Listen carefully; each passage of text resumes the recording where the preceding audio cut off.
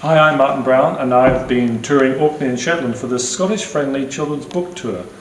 And I've been talking about Horrible Histories, the books that I illustrate, and how I illustrate, and perhaps how you can illustrate as well.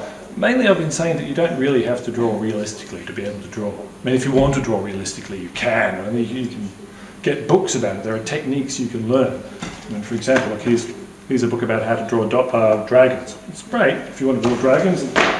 Here's a book about how to draw dogs, which is also great, but you don't have to draw realistically to be able to draw. So we've been doing things like designing a character. Designing a character is great. You do that in Hollywood, you're making a fortune. Someone had to design all those characters that you saw in the movies. So let's design a character. Now, if you were going to design, I don't know, a friendly character, or perhaps you were going to design a vicious character. Now, I wonder which would be which. I mean, for me, I think this one's already a bit vicious. It's angular and a bit like that. And this is soft and friendly and already a bit round and happy. So you can, just by playing around with shape, come up with some character traits. How about gender? If you were going to do a man or a woman, which would be the man? How about this? That's already a bit masculine. With this one, smaller features,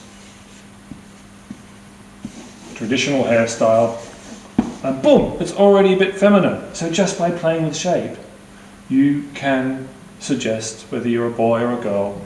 Now, how about age? Well, I'm afraid that's just a question of having lines.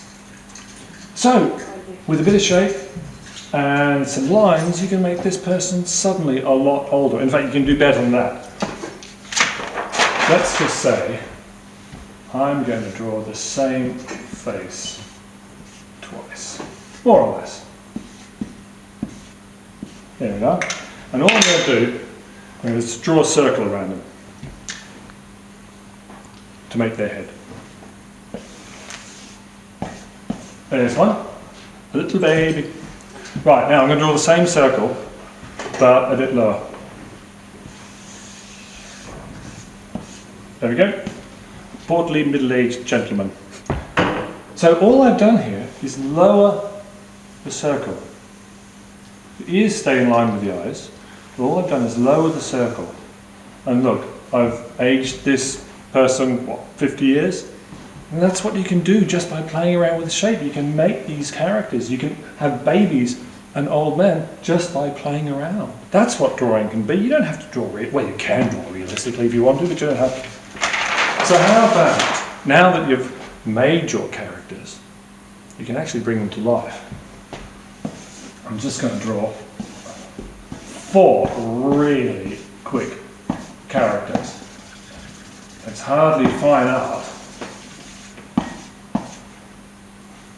Maybe nose. This one's a bit bald perhaps. This one's got long hair. Doesn't matter. Any old thing. Now, I'm going to put some expressions on them. It doesn't really matter what expressions are used. You can think this up yourself. But let's say, look at that, 3 lines and this person is suddenly sad. Something's happened here. There's something gone wrong. And just with 3 lines, this face has turned into something sad. Now how about this one? We all know these. We understand these since we were tiny. How about that one? 2 upturned lines and a downturned line, and this person is happy. Go a little bit harder, and they're really happy. See, that's what you can do just by mucking around with a pencil. You can bring people to life. How about this one? We know about angry, don't we? Well, how about really angry? And see, it's hardly fine art. It's hardly beautiful drawing, but you can do this. This is easy. And the last one, this is a bit tricky, so pay attention. 2 circles. Now this is the tricky bit.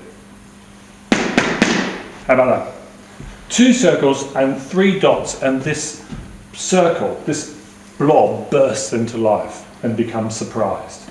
So just by playing around with different expressions, you can bring your characters to life. And what's more, once you've done that, and because they're close together, something else quite magical begins to happen. You see, because there are these different feelings happening, all close together, they start to make a story. This person, why is he sad? Has this person done something to this person? He looks a bit pleased with himself. Maybe this person's in their class and this person had played a trick, and in walks the teacher. And oh!